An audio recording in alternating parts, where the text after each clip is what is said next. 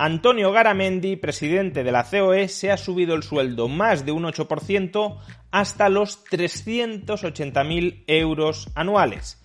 ¿Está justificado que este señor pueda percibir una remuneración tan elevada, especialmente después de que él mismo se haya opuesto a subir el salario mínimo en un 8% en 2023? Veámoslo. Antonio Garamendi, presidente de la patronal española COE, después de haberse opuesto a una subida del salario mínimo del 8% hasta los 1.080 euros mensuales, se ha subido su propio sueldo al frente de la COE en un 8% hasta los 380.000 euros anuales. Se trata, por tanto, no solo de un sueldo muy elevado, sino de una subida considerable que el propio Garamendi desaconseja para el resto de trabajadores españoles, con el argumento de evitar contraer los márgenes de las empresas españolas. Si suben sueldos generalizadamente, el margen de beneficios de las compañías se contraerá demasiado y eso puede perjudicar el crecimiento económico y la contratación laboral futura. Pero mientras Garamendi dice esto, al mismo tiempo, él se sube el salario en más de un 8% hasta 380.000 euros. ¿Cómo es posible que una subida del sueldo del 8% sea inasumible para la mayoría de empresas, pero en cambio no sea inasumible, no vaya a mermar la competitividad de la COE? ¿Por qué el empresariado patrio no puede soportar en sus carnes un incremento, una revalorización salarial de su plantilla del 8%? Y en cambio la COE sí puede soportar holgadamente una subida del salario de su presidente del 8%. Pues aunque parezca sorprendente, la clave de este asunto la proporciona el ex vicepresidente segundo del gobierno, Pablo Iglesias. Si el señor Margallo, cuando deje de ser cargo público, y yo nos montamos una consultora, podemos cobrar lo que estén dispuestos a pagarnos. Es decir, somos muy caros. ¿Quiere usted que nosotros le hagamos un informe? Pues esto es lo que tiene que pagar si quiere que le preveamos el futuro político, si a usted le interesa. Pero es que la COE no es eso. El 70% del dinero que maneja la COE es dinero público. Es dinero de los ciudadanos españoles. Entonces, lo que no puede ser es que este señor cobre casi 5 veces lo que cobra el presidente del gobierno. O sea, ¿cómo es posible que Garamendi esté ganando 400.000 al año, que además se cambia a un contrato de alta dirección para tener unas condiciones todavía mejores que las que tenía cuando factura como autónomo? Oiga, a usted no le están pagando porque usted presta un servicio que en el mercado cuesta eso, que la COE vive de las subvenciones públicas y usted está ganando 5 veces más que el presidente del gobierno de un país y dice usted que se va a quebrar la economía por subir el salario mínimo a 1.081. Básicamente lo que está diciendo Pablo Iglesias, y en esto tiene toda la razón, es que el sueldo de Garamendi no es un sueldo de mercado, no es un precio de mercado. Y no lo es no porque quizá Garamendi en otra empresa no pudiese cobrar esas cantidades, que está por ver, lo desconozco. No lo es porque la COE no está expuesta al mercado.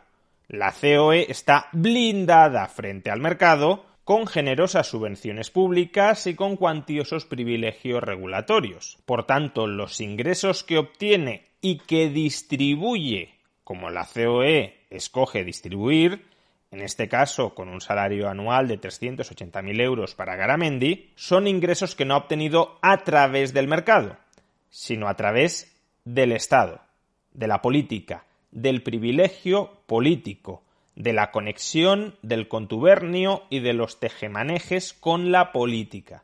Y cuando hablo de privilegios y de contubernio con la política, no me refiero únicamente a las subvenciones finalistas que pueda recibir la COE, también me refiero a la especial posición de representatividad social que la política le atribuye a la COE y merced a la cual la COE participa en la negociación de los convenios colectivos y participa en negociaciones políticas de alto nivel, como pueda ser la negociación del salario mínimo, como pueda ser la reforma de las pensiones o como pueda ser la reforma laboral. Si tuviéramos un mercado laboral mucho más libre, mucho más descentralizado, donde los convenios colectivos se negociaran en cada empresa, donde los políticos no interfirieran diariamente en la vida de las empresas a través de piezas legislativas muy variadas y muy intervencionistas.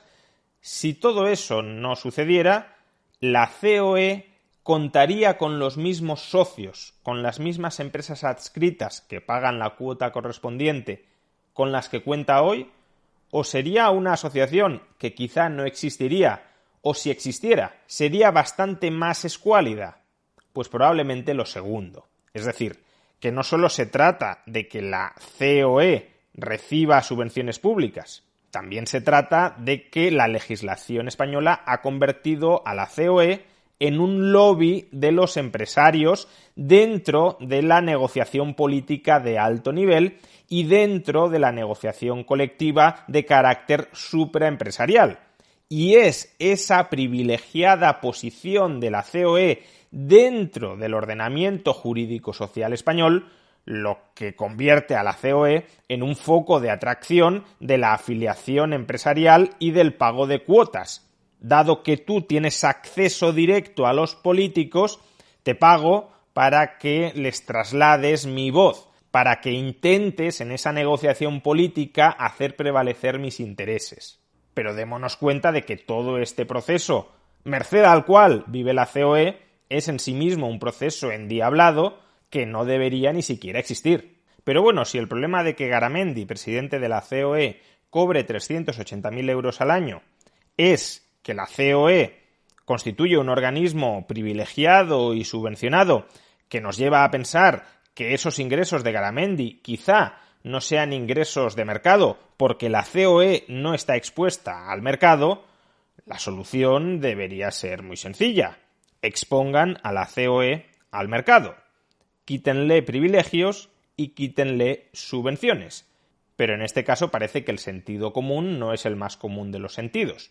No al menos entre Pablo Iglesias. Escuchemos la solución alternativa que Pablo Iglesias propugna. Yo creo que en esto no hay que responder diciendo, pues no venga usted, sino diciendo, venga, pues ahora vamos a legislar. Y si la COE, un 70% del dinero que maneja es dinero público, aquí nadie que viva del dinero público va a ganar más que el presidente del gobierno. Y va a ganar usted 81.000 euros al año, señor Garamendi. ¡Hala! La próxima vez viene usted. Y sí va a acabar la tontería. En lugar de quitar subvenciones y quitar privilegios, lo que hacemos es añadir regulaciones. Si el problema es que la COE no está expuesta al mercado y pese a no estar expuesta al mercado está pagando remuneraciones que podemos considerar son ajenas o serían ajenas al mercado, o no, realmente no lo sabemos, la solución no es exponer a la COE al mercado, sino que es mantenerla aislada del mercado y regularla como si fuera un organismo público. ¿Y por qué Pablo Iglesias toma el camino largo en lugar del camino corto? Porque si él mismo ha detectado con corrección que el problema reside en que la COE vive de las subvenciones y de los privilegios públicos, ¿por qué si él ha detectado que eso es el problema, no plantea como solución a ese problema eliminar subvenciones y privilegios públicos para la COE y que una vez eliminados la COE le ponga a Garamendi o a quien sea su presidente el sueldo que la COE escoja? Pues básicamente por tres motivos. Primero, porque aunque en Podemos o en el PSOE o en el PP, me da igual, muchas veces se cargue contra la COE como un representante de los intereses de los malvados empresarios, una organización a la que hay que arrinconar y a la que no hay que hacerle caso, aunque muchas veces ese sea el discurso público, a Podemos, al PSOE, a PP, a Vox, a todos, les interesa que la COE esté ahí. Les interesa que la COE sea un interlocutor al que socialmente se considera que representa a todos los empresarios, porque si obtienes el plácet de la COE, teóricamente ya has obtenido el plácet de todos los empresarios de España, y es más sencillo arrimar, capturar las voluntades de unos pocos, los representantes de la COE, que enfrentarte a centenares o a millones de pequeños, medianos y grandes empresarios. Ese es el primer motivo. El segundo motivo es que Pablo Iglesias tiene una agenda ideológica de ahondar en el intervencionismo estatal.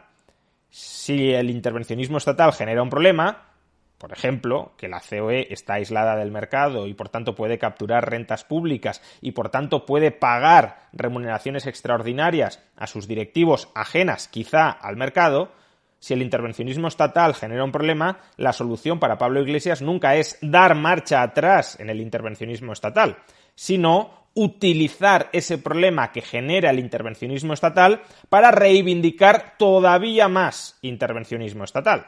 En este caso, si nos fijamos, ya vamos introduciendo en el debate público la necesidad de limitar las remuneraciones más altas. Sí, señala Pablo Iglesias, solo de los organismos que vivan del dinero público, pero en ese caso bastará con empezar a repartir una pequeña subvención a muchas empresas para, con la excusa de que directa o indirectamente vives del dinero público, legitimar que el Estado puede regular tu sueldo. ¿No es más sencillo simplemente quitar esas subvenciones públicas para que no se desvíen fondos, dinero del contribuyente, hacia usos hacia los que el contribuyente no quiere destinarlo? ¿No es eso una reivindicación en última instancia de que el dinero donde mejor está es en el bolsillo del propio contribuyente?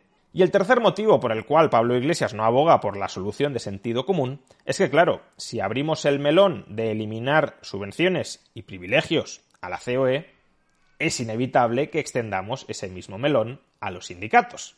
Porque exactamente la misma crítica que se puede dirigir a la COE, que vives de las subvenciones públicas y del privilegio regulatorio, que estás aislada del mercado, de la sociedad civil, de los lazos de voluntariedad puros con el resto de la sociedad, se puede dirigir por los mismos motivos a los sindicatos. Por tanto, si es bueno, y lo es, quitarle las subvenciones y los privilegios a la patronal, también es bueno, necesario, conveniente quitarles los privilegios a los sindicatos. Pero obviamente Pablo Iglesias no quiere abrir ese melón que debería ser abierto y devorado.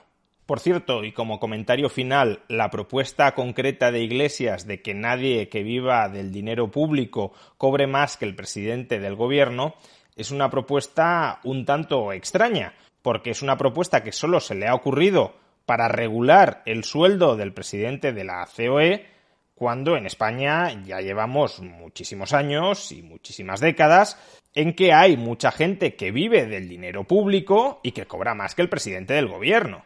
Pedro Sánchez cobra 90.000 euros anuales como presidente del gobierno, pero es que la secretaria de Estado de Igualdad y para la Violencia de Género, Ángela Rodríguez Pam, cobra prácticamente 120.000 euros al año. ¿Está proponiendo Pablo Iglesias bajarle el sueldo a su compañera de partido Rodríguez Pam? Y si eso es así, ¿por qué nunca lo había propuesto hasta este momento? ¿Porque solo se le ha ocurrido que nadie debe cobrar más que el presidente del gobierno, cuando ha saltado a la prensa que Garamendi, de la COE, cobra 380.000 euros? O de manera todavía más escandalosa, la presidenta de Red Eléctrica de España, Beatriz Corredor, exministra del PSOE, Red Eléctrica de España, empresa participada por el sector público. Esta señora cobra prácticamente 550.000 euros anuales. Pero eso a Pablo Iglesias no le ha generado nunca ningún escándalo, ni cuando está ahora fuera del gobierno, ni cuando estaba dentro del gobierno y ya los cobraba. Nunca propuso bajarle el sueldo a Beatriz Corredor hasta los 90.000 euros anuales. ¿Por qué solo ahora en el caso del presidente de la COE? Él sabrá, pero quizá tenga algo que ver el sesgo ideológico. En cualquier caso y en definitiva, ¿es legítimo que Antonio Garamendi, como presidente de la COE, se coloque un sueldo de 380.000 euros anuales? Sí, siempre que lo haga sin subvenciones y sin privilegios regulatorios. Y es paradójico que sea la propia izquierda la que se oponga a retirarle esas subvenciones y esos privilegios regulatorios. Quizás sea porque podría empezar a cundir el ejemplo.